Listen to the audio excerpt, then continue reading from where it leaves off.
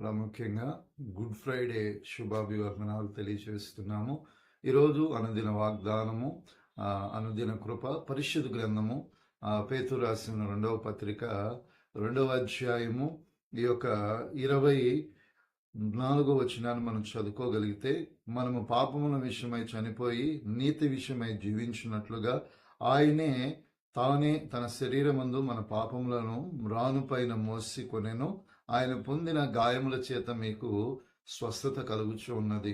ప్రపంచం మొత్తానికి యేసుక్రీస్తు ప్రభుల వారిని వచ్చిన తెలిసిన విషయం ఏంటంటే, ఈ గుడ్ ఫ్రైడే అంటేనే క్రీస్తు యొక్క మరణాన్ని సూచిస్తుంది. ప్రాముఖ్యంగా ఆయన శిలువ పైన ఇంచుమించు ఆయన పొందిన బాధ సామాన్యమైనది కాదు. మనుషుని ఊహకు అందనటువంటి బాధను, మానవ పాపం అనే భారాన్ని మోసి శిలువ మ్రాను పైన వేలాడబడ్డాడు. ఆయన జీవితంలో ఒకరికి తక్కువ 49 కొరడా దెబ్బలు కావచ్చు, ఆయన శరీరం మందు 5,000కు పైబడిన గాయాలు కావచ్చు, 80 కిలోల బరువైనటువంటి శిలువను గోల్కతా కొండ వరకు ఆయన తీసుకువెళ్ళినట్లుగా సూదులు వంటి రాళ్ళు పాదములకు తగిలినప్పటికీ ఆయనకు ముళ్ళ కిరీటం కణితల్లోకి వెళ్ళినట్లుగా ఆయన జీవితంలో తల మీద మ్రోపబడినప్పటికీ ఆయన భారమైన శ్రమను కూడా దేవుని చేతికి అప్పగించుకొని సర్వమానవాళి రక్షణ కొరకు ఆయన సిద్ధపడ్డాడు. అందుకే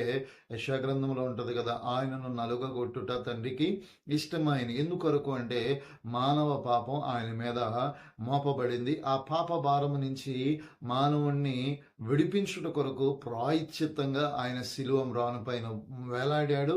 అదే కాకుండా ఆయన పొందిన దెబ్బల చేత నీకు నాకు మనందరికీ స్వస్థత కలుగుతుంది. ఒక మనుషుని దగ్గరికి వెళ్ళి ఈ వ్యాధి కొరకు, ఈ బలహీనత కొరకు ప్రాకులాడి అక్కడ అద్భుతాలు ఇక్కడ ఆశ్చర్యాలంటే వెళ్ళనవసరం లేదు. ఒక్క మాట చెప్పగలుగుతా, నిజమైన విశ్వాసకి, ఆధ్యాత్మికమైన క్రైస్తవుడికి నిశ్చయముగా విశ్వాసము ద్వారా, ప్రార్థన ద్వారా, క్రియల ద్వారా దేవుడు నిశ్చయముగా ఒక గొప్ప స్వస్థతనిస్తాడు. అందుకే ఆయన పొందిన దెబ్బల చేత నీకు నాకు స్వస్థత కలుగుతుంది. దేవుడి వాక్యం చేత మిమ్మల్ని దీవించునుగాక.